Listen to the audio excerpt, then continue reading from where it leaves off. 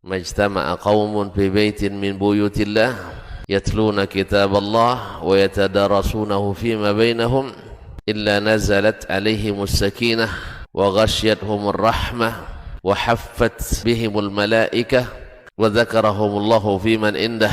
Tidaklah suatu kaum duduk di salah satu rumah Allah membaca ayat-ayat Allah dan sama-sama mempelajarinya kecuali turun kepada mereka as-sakinah, ketentraman dan kenyamanan, wa ghasyiyatuhumur rahmah, dan mereka diliputi pula oleh rahmat, kasih sayang dari Allah Subhanahu wa taala, wa haffat bihimul malaikah, dan mereka pun dikelilingi oleh para malaikat karena malaikat suka majlis-majlis zikir dan ilmu.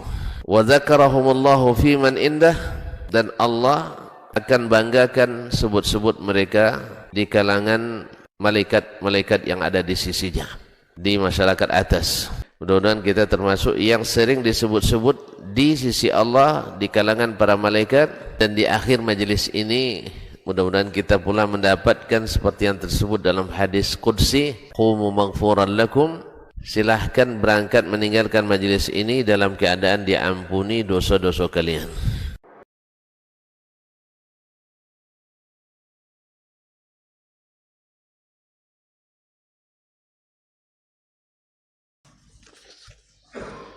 Bismillah.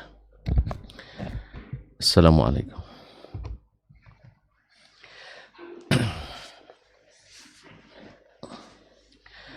Assalamualaikum warahmatullahi wabarakatuh. Alhamdulillahi rabbil alamin. Wal aqibatu lil muttaqin wala udwana illa 'alal zalimin. Asyhadu an la ilaha illallah wahdahu la syarika lah waliyus salihin wa khaliqul khalqi ajma'in wa raziquhum wa ma min dabbatin fil ardi illa 'ala Allahi rizquha wa ya'lamu mustaqarraha wa mustawda'aha kullun fi kitabim mubin. Wa asyhadu anna Muhammadan abduhu wa rasuluhu an-nabiyyus shadiqul amin sallallahu alaihi wa ala alihi tayyibin wa azwajihi tahirati ummahatil mu'minin wattabi'ina lahum bi ihsan ila yaumiddin, amma ba'du. Fattaqullaha ayyuhal muslimun fa innahu qad fazal muttaqun. Ya ayyuhalladzina amanu taqullaha haqqa tuqatih wa la tamutunna illa wa antum muslimun. Ma'asyiral kiram, Bapak dan Ibu-ibu, saudara-saudari yang dimuliakan Allah Subhanahu wa taala. Bersyukur kita kepadanya pada subuh ini kita bisa berkumpul di rumahnya. Mudah-mudahan kita menjadi tamu yang diridainya, yang dirahmatinya dan diampuninya. Salawat dan salam kepada baginda Nabi alaihi salatu wassalam. Kita datang pun karena ingin menegakkan apa yang ditegakkannya, ingin mengikuti apa yang dikerjakan dan disunahkannya. Mudah-mudahan Allah juga kuatkan hati kita untuk istiqamah dan berpegang teguh, walaupun banyak di sana sini yang berusaha untuk merenggang hubungan kita dengan Nabi sallallahu alaihi wasallam. Semoga cinta kita kepadanya tak berbagi sehingga kita mengikutinya dengan penuh atau dengan sepenuh hati. Kaum muslimin, kaum muslimat dirahmati Allah Subhanahu wa taala. Kembali kita bersama Imam Asy-Syafi'i rahimahullah. Dalam pelajaran yang lalu sudah kita bahas, atau beliau yang bahas, kita mengikuti bahwasanya tidak boleh bertentangan atau dipertentangkan antara hadis dengan sunnah. Masya Allah, sunnah dengan Al-Quranul Karim. Walaupun as-sunnah tidak mutawatir semuanya seperti Al-Quranul Karim. bahwa di situ didapat petunjuk bahwa satu, tidak ada sunnah yang bertentangan dengan Al-Quran. Yang kedua, bahwa as-sunnah apabila sahih dan thabit dari Nabi alaihissalatu wassalam, maka dia adalah hujjah seperti Al-Quranul Karim.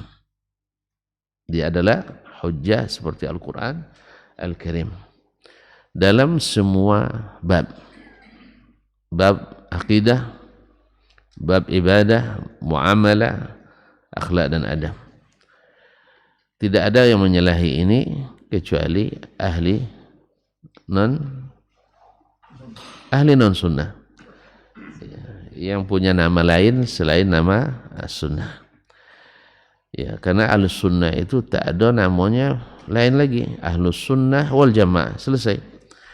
Tapi ada yang nak berkait ahlus sunnah tapi mesti misalnya ahlus sunnah al-mutakallimin atau ahlus sunnah misalnya banyak lainnya, karena sifat yang dibuat oleh Nabi SAW baginya belum cukup, makanya ada mudhafun ilainya, masih ada idhafat lagi. Kalau masih ada idhafat berarti belum selesai. Makanya al-Islam kita ahlus sunnah wal jamaah itu yang tidak dikaitkan kecuali dengan as-sunnah wal jamaah. Orang kan enggak, ahlus sunnah wal jamaah mesti ahlus sunnah wal jamaah begini. Seperti yang sudah sebutkan, ada yang bilang antum ahlus sunnah wal jamaah asy-Syafi'i misalnya, atau asy-Syafi'iyah, atau al-Malikiyah, atau al-Hanafiyah. Seolah-olah itu adalah puak-puak baru yang sebenarnya mereka semua bersatu. Semuanya sebenarnya harus bersatu. Nasallallahu alaihi wasallam. Jadi sudah kita bahas pula tentang pembagian khabar hadis, ya, karena secara tidak langsung menghendaki pembahasan ini dari sisi jumlah yang meriwayatkan kepada kita, ada mutawatir, ada ahad. Dan hadis mutawatir sedikit sekali. Kalau kita merujuk kepada al-ali al-mutanatsira fil ahadits al-mutawatira, ya jumlahnya tidak sampai 3 atau tidak sampai 400 hadis yang mutawatir. Dan selebihnya adalah puluhan ribu hadis, atau kalau melihat kesanadnya ratusan ribu hadis adalah ahad, dan tak pernah dipermasalahkan kecuali setelah lahir aliran non sunnah, aliran non sunnah, walaupun bersikukuh mengatakan itulah ahli sunnah yang asli. Ya biasalah semua orang mengaku seperti kata subhanallah, salah Imam Az-Zahabi atau selainnya. Saya kok jadi lupa nengok antum hari ini. Yang berkataannya tidak satu pun dari firqah dalam Islam kecuali menganggap dirinya yang benar, yang lain salah. Tidak ada yang mengatakan kecuali dirinya yang di atas hidayah, yang lain di atas dhalalah, kesesatan. Itu biasa itu, jangan berkecil hati pula. Ya, sebab tidak ada orang yang sengaja aku menyesatkan diri, enggak ada. Tidak ada. Itulah makanya mudah-mudahan Allah mengampuni, itu aja. Karena tidak ada yang sengaja aku sesat. Tapi yang tersesat tetap ada. Ya jelas saja tidak mau mengikuti jalan yang terang benderang. Ambil juga yang kelam-kelam itu. Ya ambil juga yang mutasyabihat itu. Karena memang hati itu dicenderungkan kepada kebenaran, yang dicari yang terang-terang. Tapi kalau cenderung kepada kebatilan, dicari yang mutasyabihat. Seperti kata Allah, فَأَمَّا الَّذِينَ فِي قُلُوبِهِمْ زَيْغٌ فَيَتَّبِعُونَ مَا تَشَابَهَ مِنْهُ ابْتِغَاءَ الْفِتْنَةِ وَابْتِغَاءَ تَأْوِيلِهِ. Adapun orang yang hatinya cenderung kepada sesat, cenderung menyimpang, yang terang-terang itu dia tinggalkan, diambilnya yang sisi yang yang mutasyabihat, yang multi interpretasi. Seperti orang sekarang misalnya, mencari mengambil kutipan dari seseorang ulama misalnya. Kalau dia nak mengatakan ulama itu sesat, misalnya antum bisa saja, ini orang-orang dulu ketika ta'assub, fanatis mazhab, fanatis Buddha, Syafi'i ini bisa menjadi syaitan bagi orang. Mau tahu? Mau tahu? Hah?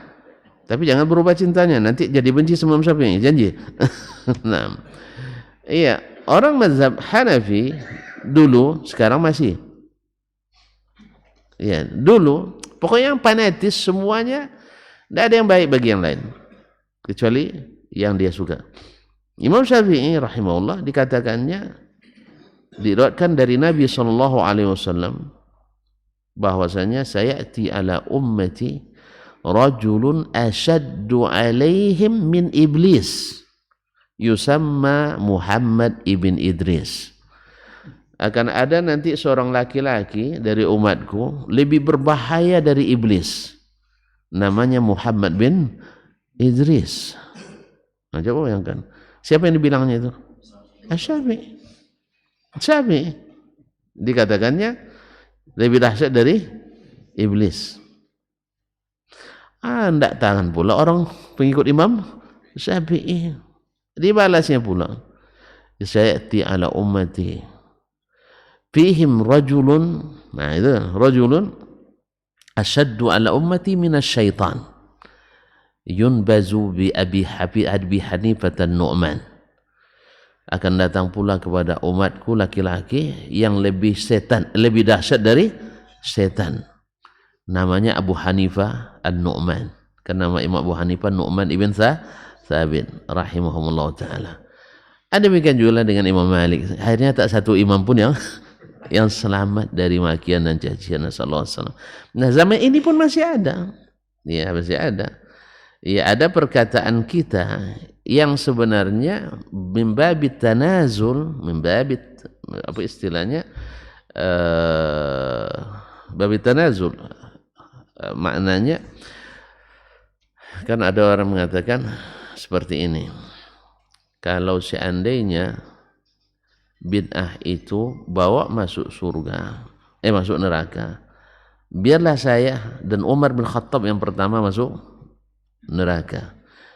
Sebenarnya dia mau masuk neraka enggak? Enggak. Saking bertahannya dengan bid'ah hasanahnya. Dia bukan ingin masuk neraka, enggak. Nah, bagi orang yang hatinya berpenyakit, ini dipegangnya. Dia itu ingin mengajak umat masuk neraka. Mau tahu? Nanti saya sampaikan pada bab lain. Jangan sekarang, nanti tidak jadi katanya.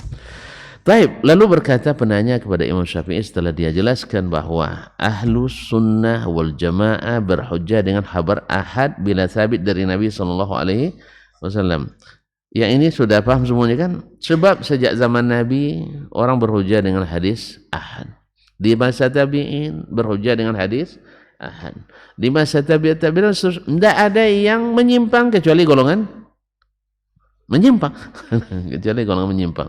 Dan seluruh golongan yang menyimpang mengira yang lain tersesat. Itu wajar. PID kan itu juga kan?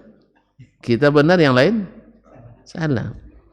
Cuman ada yang ekstrim, dia boleh ngomong dia yang benar, yang lain salah, tapi yang lain tidak boleh. Tidak boleh ngomong gitu. Ini biasanya yang menganggap diri kuat dan mayoritas. Orang lain tak boleh ngomong gitu, tapi dia sembarangan ngomong. Mereka yang benar, yang lain salah. Nasallallahu alaihi wasallam. Qala, berkata, siapa yang berkata? Yang bertanya lagi. Apa yahtamilu ayakuna hadzal haditsu indaka khilafan li syai'in min dhahiril kitab? Mungkin tak menurutmu hadis ini khilafan li syai'in min dhahiril kitab, menyalahi zahir al-kitab, makna yang nampak dari Al-Qur'anul Karim? Faqultu la. Imam Syafi'i katakan tidak mungkin. Wala ghairuhu, dan tidak pula hadis yang lain. Pokoknya kan sudah saya bilang tadi di awal katanya, hadis tak mungkin bercanggah dengan dengan Al-Quranul Karim. Hadis tidak mungkin bertembung, berhadapan, berselisih dengan Al-Quranul Karim. Qala fama makna qaulillahi, kalau gitu apa makna perkataan Allah SWT, hurrimat alaikum ummahatukum, seperti ayat yang sudah disebutkan itu ya dalam surah Al-Maidah, diharamkan bagimu ibu-ibu kandungmu, sampai akhir ayat. Faqad zakarat tahrim, dia telah menyebutkan yang diharamkan dalam ayat itu semuanya.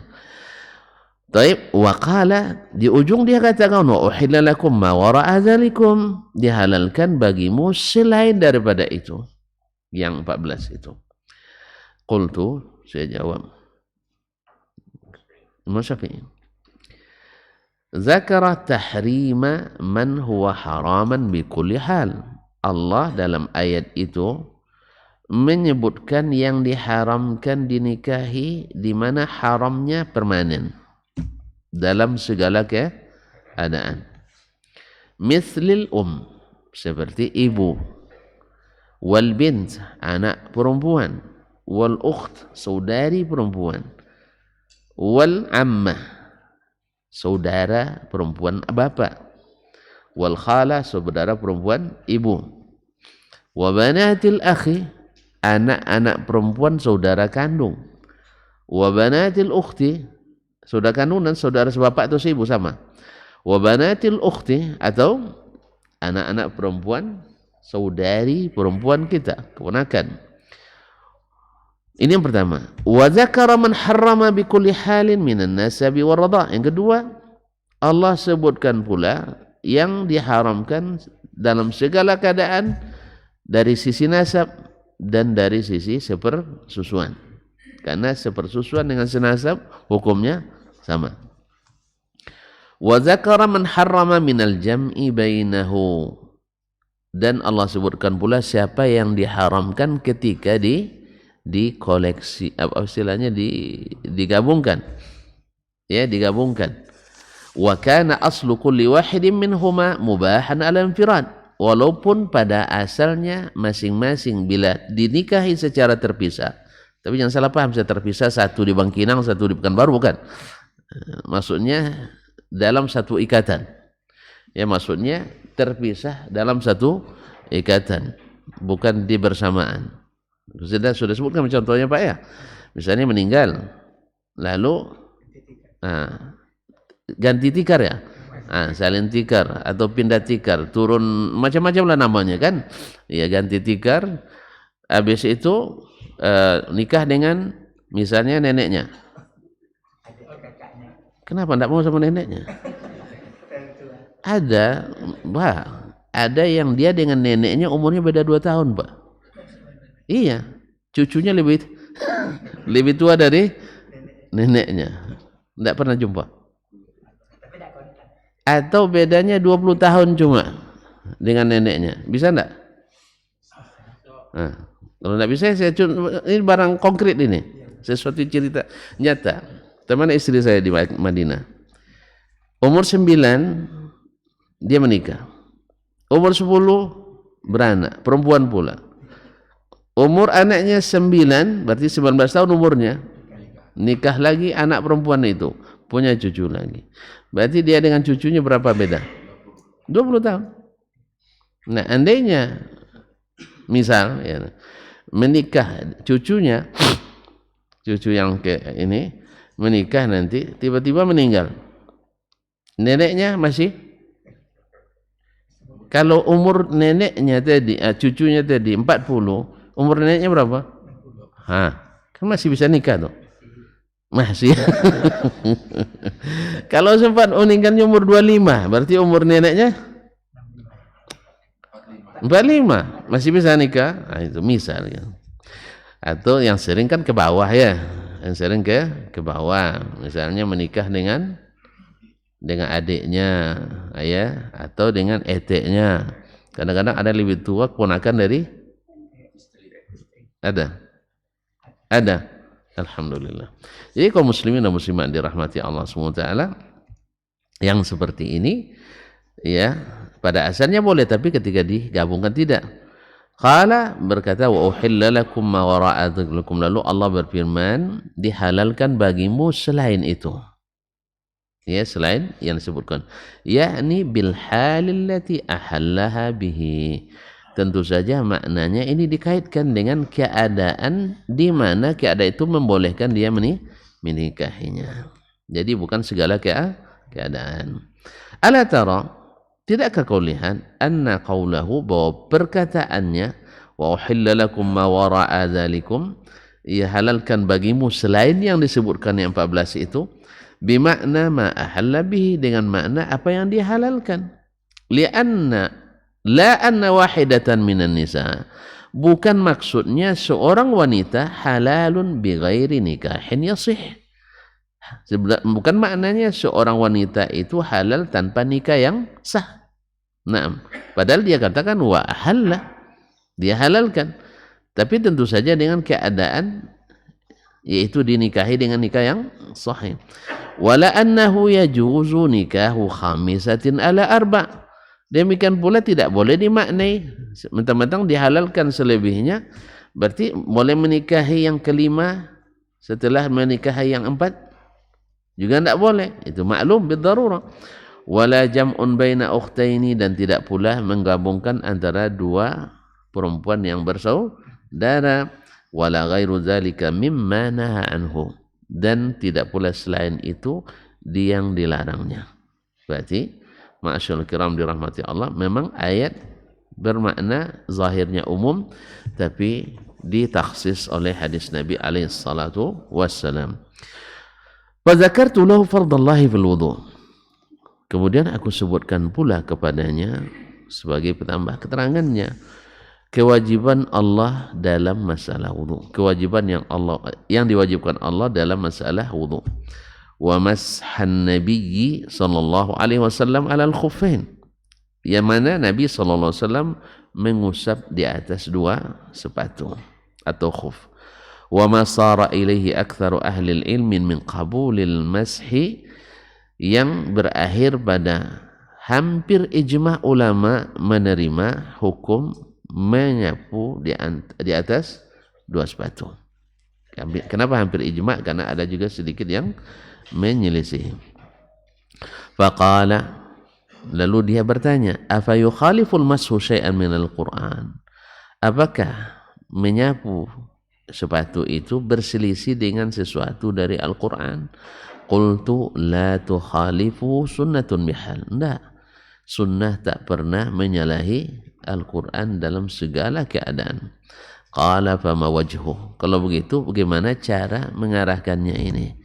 Di Al-Quran disuruh membasuh, tiba-tiba di sunnah ada menyapu. Begitu? Bagaimana cara mentaujihnya? Bagaimana cara mensinkronkannya?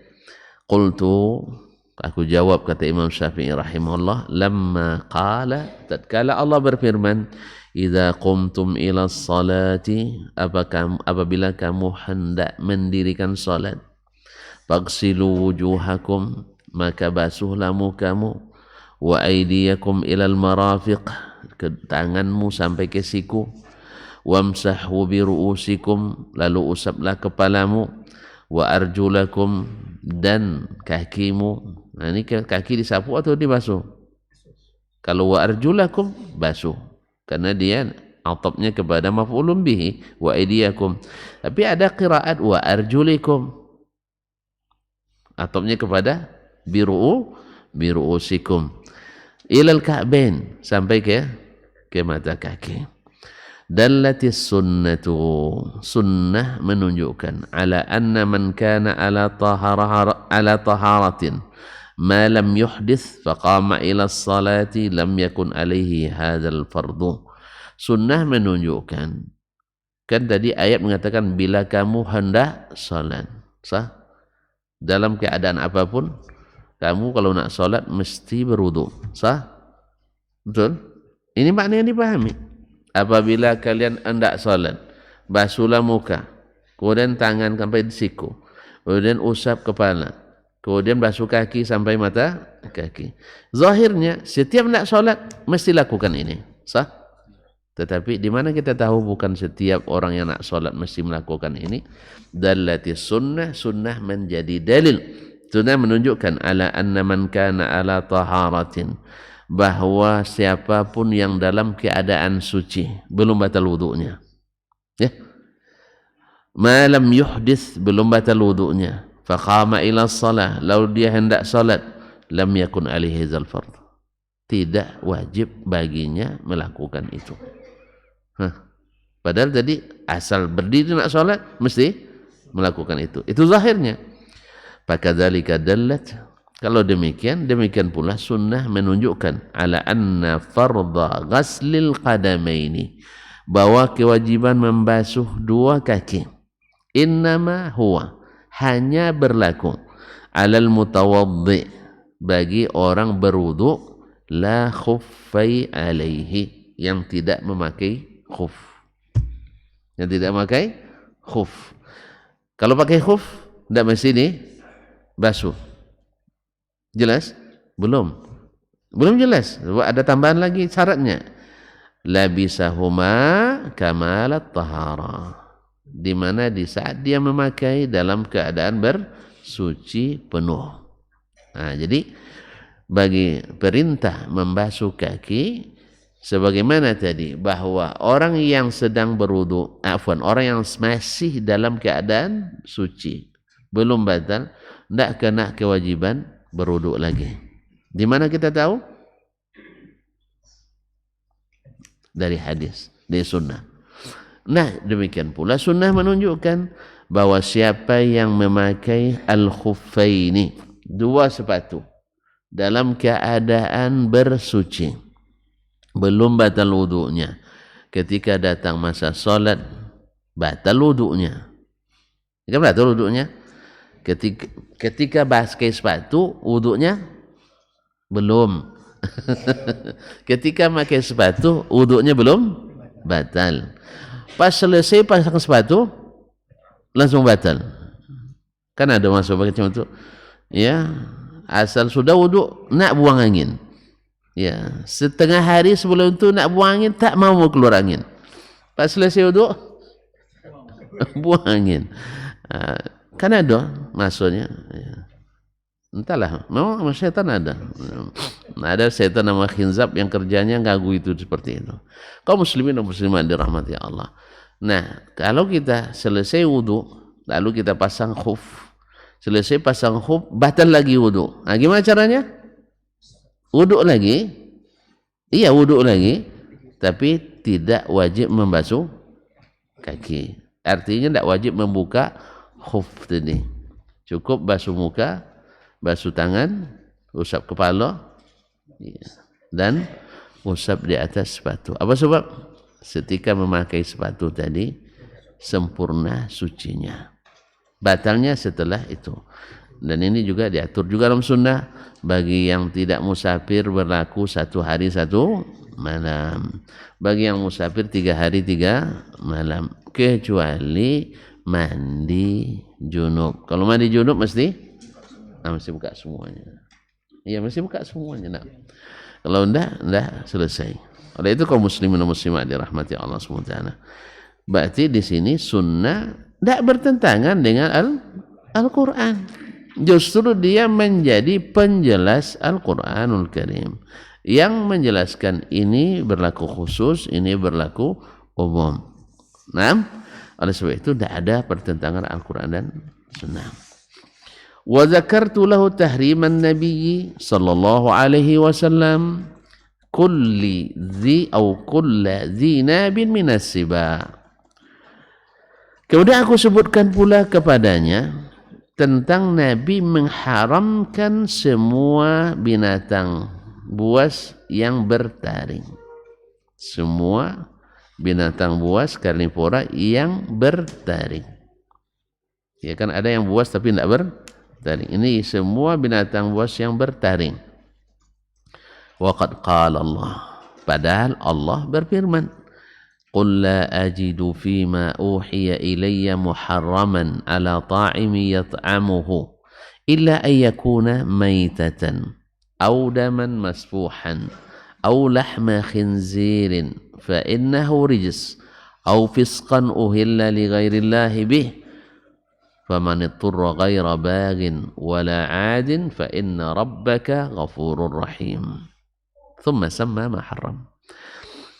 Katakan hai Muhammad, saya tidak temukan pada apa yang diwahyukan kepadaku haram hukumnya bagi orang memakan kecuali mayat bangkai. Mayat jelas tidak dimakan ya, bangkai. Nah, audaman masfuhan atau darah yang ditumpahkan, au lahma khinzirin atau daging berdua.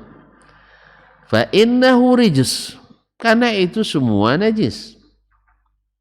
Jelas?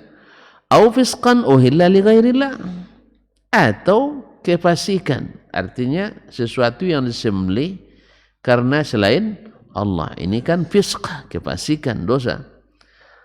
Faman ittara ghaira baghin wala 'adin, siapa yang terpaksa memakan bukan karena keinginan tapi terpaksa, baik dipaksa orang atau terpaksa oleh keadaan.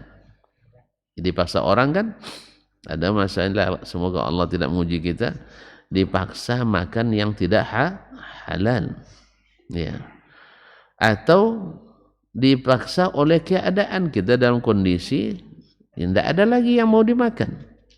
Semoga Allah juga tidak menguji kita. Dulu pernah terjadi di berbagai negeri, subhanallah, mereka memakan bangkai manusia, dimakannya. Kenapa? Harus bertahan hidup. Nah, dimakannya. Ghaira ad wala adin, dan tidak melampaui batas. Enak juga rupanya, kan ada ditambahnya. Ya, misalnya tidak ada makanan, ambil lintas di depannya berapa tadi? B2. Ini baru katanya. Ambilnya dimakan, disimpan sampai buat dendeng. Ya, kulit buat apa? Buat kerupuk jange. Akhirnya makannya sampai selama sepekan atau sebulan. Rupanya kenapa diharamkan pula sama Allah ini kata. Ini namanya melampaui batas. Fa inna rabbaka ghafurur rahim. Sesungguhnya Rabbmu Maha Pengampun, Maha Penyayang. Dia tidak merubah hukum, cuman masalahnya di saat itu antum dibenarkan memakannya. Dia tuduhkan karena keinginan dan tidak melebihi dari hajat yang dibutuhkan. Tidak melebihi hajat yang dibutuhkan. Fa inna rabbaka ghafurur rahim.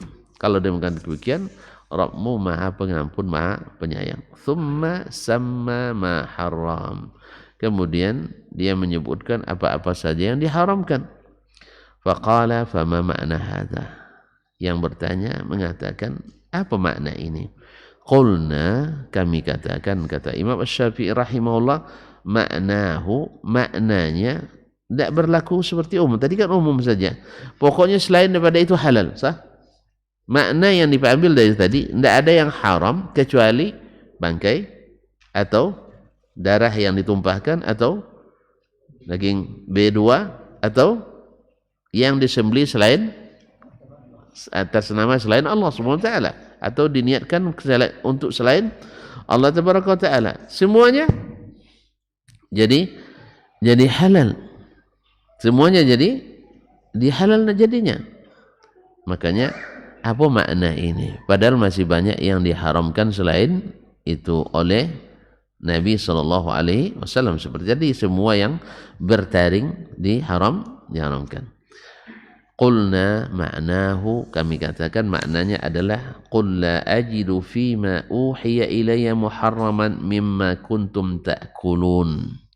Katakan, tidak aku dapatkan pada Al-Quran yang diwahyukan atau pada apapun syariat yang diwahyukan kepadaku haram di antara yang kalian makan sebelum ini. Di masa jahiliyah, orang jahiliyah dulu makannya makan bangkai. Taib. Mereka memakan bangkai, kemudian memakan darah. Kalau mereka menyembelih, darah itu ditampung lalu dibekukan, lalu mereka makan setelah itu. Saya tidak tahu entah digoreng atau gimana. Nah, jadi darah dibekukan lalu dimakan. Iya, sampai sekarang masih ada orang minum darah kan?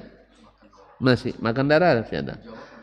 Innalillahi wa inna ilaihi raji'un. Jangan bilang saya. Nah. Digoreng ya? Iya, dijual biasa. La haula wala quwata illa billah. Rupanya masih ada. Masih ada Mas saja. Nah, masih ada yang lebih teruk daripada itu lagi. Nah, Allah musta'an. Baiklah kaum muslimin dan muslimat dirahmati Allah SWT. Atau juga mereka dulu sering menyembelih atas nama selain Allah tabaraka, menyembelih atas nama berhala. Itu tidak halal. Jadi yang dimaksud itu adalah apa yang dulu biasa kalian makan, tidak ada yang saya temukan diharamkan kecuali yang ini. Jelas? Di masa jahiliyah itu mereka makan ini, tapi tidak ada yang diharamkan kecuali. Itulah makna ayat itu. Kata Imam Asy-Syafi'i rahimahullah. Fa amma ma taraktum annakum lam ta'udduhu minat thayyibat. Adapun yang kalian tinggalkan karena kalian menganggapnya tidak masuk yang baik-baik, bukan thayyib. Ya kan? Falam yuharram alaikum mimma kuntum tastahilluna, dan Allah tidak haramkan pula apa yang dulu kalian anggap halal, illa ma sammallah, kecuali yang disebutkan Allah, wa dallatis sunnatu, dan sunnah menunjukkan ala annahu harrama alaikum minhu ma kuntum tuharrimun, bahwa sesungguhnya sunnah menunjukkan bahwa Allah mengharamkan apa yang dulu kalian haramkan, liqaulillah, karena firman Allah SWT, yuhillu lahumut thayyibat wa yuharrimu alaihimul khaba'ith. Allah halalkan bagi mereka yang baik-baik dan Allah haramkan atas mereka yang tidak baik. Nah, orang-orang jahiliyah dulu juga tidak memakan yang menurut mereka tidak baik, tapi itu tidak diharamkan. Itu tetap juga diharamkan oleh syariat Islam. Jadi bukan maknanya selain daripada yang empat itu halal semuanya, tidak. Tapi dari antara yang kalian anggap halal dulu di masa jahiliyah, tidak ditemukan diharamkan kecuali yang empat itu. Sedangkan yang sudah kalian anggap tidak halal karena buruknya atau kekejiannya, itu tetap diharamkan oleh Al-Quranul Karim. Apa misalnya menjijikkan? Tikus, jijik Pak ya. Masya Allah. Tapi dia najis apa tidak?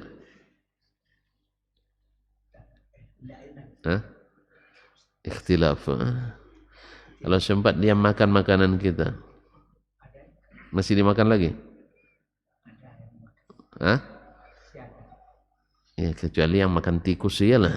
Tapi kalau seandainya itu, jadi tikus itu dianggap tidak najis. Apa sebab? Kalau sempat najis, banyak pakaian kita dicuci terus itu tiap hari. Ya.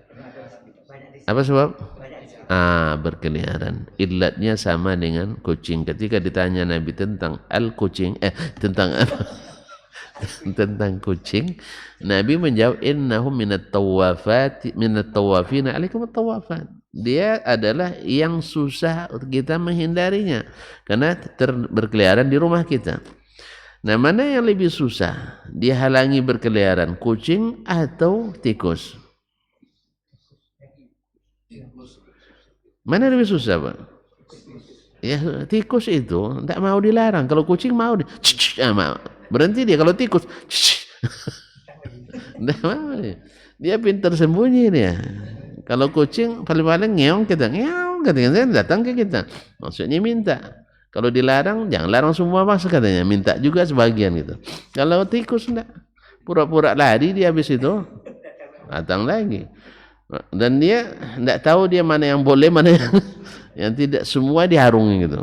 Jadi kalau sempat dia dianggap najis atau dihukum najis, maka tiap hari kita cuci piring, cuci pakaian, cuci lantai dan sebagainya. Ada dibuat. Cuci lemari juga. Ya, dia naik ke atas lemari, naik ke atas kursi, nyuci perabotan kita tiap hari itu. Apa sebab? Najis? tikus, maka tikus termasuk yang dimaafkan karena minat tawafin wat tawafan. Akan lebih susah lagi. Oh, jelas ya? Nah, walaupun kita disuruh membunuhnya, membunuh tikus yang masuk ke dalam rumah. Baiklah kaum muslimin dan muslimat dirahmati Allah SWT. Jadi jelas bahwa sunnah bukan bertentangan dengan Al-Quran, tapi justru menjelaskan yang ada dalam Al-Quranul Karim. Qala wa zakartu lahu qaulallahi wa ahallallahu al-bay'a wa harrama ar-riba. Aku sebutkan pula contohnya. Kan dia minta contoh tadi ya. Ya, supaya semakin banyak contoh semakin jelas baginya bahwa tak boleh mempertentangkan antara Al-Quran dan sunnah Nabi sallallahu alaihi wasallam. Wa dzakartu lahu qaulallahi, aku sebutkan kepadanya firman Allah, wa ahallallahu al-bai'a wa harrama ar-riba. Wa qawluhu la ta'kulu amwalakum bainakum bil batili illa an takuna tijaratan an taradin minkum. Allah telah menghalalkan bagimu jual beli dan mengharamkan riba. Ayat ini kan turun ketika orang-orang Quraisy, orang Jahiliyah bilang, innamal bai'u mithlur riba. Apa sih bedanya antara jual beli dan riba? Sama sekarang sebagian orang, bedanya bank syariah itu Ustaz katanya. Kalau bank syariah akadnya pakai bismillahirrahmanirrahim katanya. Yang bank konvensional tidak pakai bismillah, enggak. Jadi kalau antum tidak paham itu masalahnya. Bank bukan bedanya dengan bismillah. Kalau beda bismillah ya riba juga. Cuman ada klausul yang tak ada dalam bank konvensional. Konvensional tidak ada kecuali untung terus. Kan itu kan? Tidak mau dia kita rugi, kita pailit. Yang penting harus kembali utuh. Tidak boleh rugi sama sekali. Itu konvensional. Sedangkan bank syariah rugi ditanggung bersama. Persentasenya bisa sama, bisa tidak, tergantung kesepakatan. Dan bila untung juga dibagi bersama kan. Tawalla harraha man tawalla qarraha. Siapa yang dapat untung harus juga siap untuk rugi. Kalau konvensional enggak. Ya, antum rugi, bank enggak mau tahu. Pak, saya pailit katanya. Pailit sendirilah, yang penting kami jangan diajak pailit. Ya, agunan Anda disita. Kalau udah disita, bukan diharga dengan harga asli lagi. Berapa laku di? Kadang-kadang auzubillah. Tak apa nama istilah-istilah macam-macam. Jadi bukan bedanya di bismillah. Kalau bedanya bismillah berarti kita sama dengan orang jahiliyah dulu bilang ketika Allah haramkan riba, apa sih bedanya? Kan cari untung juga katanya. Riba cari untung, jual beli juga cari untung. Bedanya itu. Banyak bedanya. Jadi riba haram, halal, jual beli halal. Wa qawluhu wa la ta'kulu amwalakum bainakum bil batili illa an takuna tijaratan an taradin minkum. Dan tidak halal, jangan kalian makan harta sesama kalian kecuali jual beli suka sama suka. Di sini dipahami bahwa selain riba boleh kan itu, selain riba boleh selain riba berarti halal kan itu. Kan Allah bilang Allah halalkan jual beli. Jual beli selama tidak ada riba boleh, sah? Boleh. Padahal ada jual beli yang tidak riba tetap apa contohnya? Bai'ul gharar. Atau nanti jual beli ketika azan Jumat. Gitu ya. Atau menjual barang yang kita tidak miliki. Ya, nampak Bapak misalnya rumah abangnya cantik, rumah banyak duitnya, dia jual kan. Nah, boleh apa enggak? Enggak boleh. Enggak boleh menjual sesuatu yang kita tidak miliki. Nah, kalau di ayat tadi wa halallahu al-bai' wa harrama riba. Kemudian jangan makan kecuali perdagangan. Thumma harrama Rasulullah sallallahu alaihi wasallam buyu'an. Lalu Rasulullah sallallahu alaihi wasallam mengharamkan berbagai bentuk jual beli. Min haddananiru bid-darahimi ila ajal, seperti menjual dinar dengan dirham tetapi tidak cash, tidak kontan. Wa ghairuha, dan selainnya. faharramahal muslimuna bitahrimi Rasulillah sallallahu alaihi wasallam, dan orang-orang Islam pun mengikuti haramnya karena diharamkan oleh Rasulullah sallallahu alaihi wasallam. Falaisa hadza wala ghairuhu khilafan li kitabillah, ini dan selain ini tidak termasuk khilaf terhadap kitabullah. Ya, kitabullah. Sampai di sini dulu. Ya, cukup sampai di sini. Insyaallah kita sambung lagi di pertemuan pekan depan insyaallah taala. Ya, dan ini penting juga karena akan berkaitan dengan kaidah yang bisa dikatakan sebagai definisi dan kesimpulan, konklusi dari apa yang dia sebutkan tadi. Siapa yang tidak datang nanti rugi. Nah, itu insyaallah pekan depan. Wallahu taala alam wa sallallahu ala nabiyyina Muhammadin wasallam wa subhanakallah bihamdik asyhadu an la ilaha illa ant astaghfiruka wa atubu ilaik. Wassalamualaikum warahmatullahi wabarakatuh. Majtama'a qaumun fi baitin min buyutillah yatluna kitaballah wa yatadarasunahu fima bainahum illa nazalat alaihimus sakinah wa ghasyiyatuhumur rahmah wa haffat bihimul malaikah wa dzakarahumullahu fiman indah. Tidaklah suatu kaum duduk di salah satu rumah Allah membaca ayat-ayat Allah dan sama-sama mempelajarinya kecuali turun kepada mereka as-sakinah, ketentraman dan kenyamanan. Wa ghasyiyatuhumur rahmah, dan mereka diliputi pula oleh rahmat, kasih sayang dari Allah Subhanahu wa taala. Wa haffat bihimul malaikah, dan mereka pun dikelilingi oleh para malaikat karena malaikat suka majelis-majelis zikir dan ilmu. Wa dzakarahumullahu fiman indah, dan Allah akan banggakan sebut-sebut mereka di kalangan malaikat-malaikat yang ada di sisinya, di masyarakat atas. Mudah-mudahan kita termasuk yang sering disebut-sebut di sisi Allah di kalangan para malaikat, dan di akhir majelis ini mudah-mudahan kita pula mendapatkan seperti yang tersebut dalam hadis qudsi, qumu maghfuran lakum, silahkan berangkat meninggalkan majelis ini dalam keadaan diampuni dosa-dosa kalian.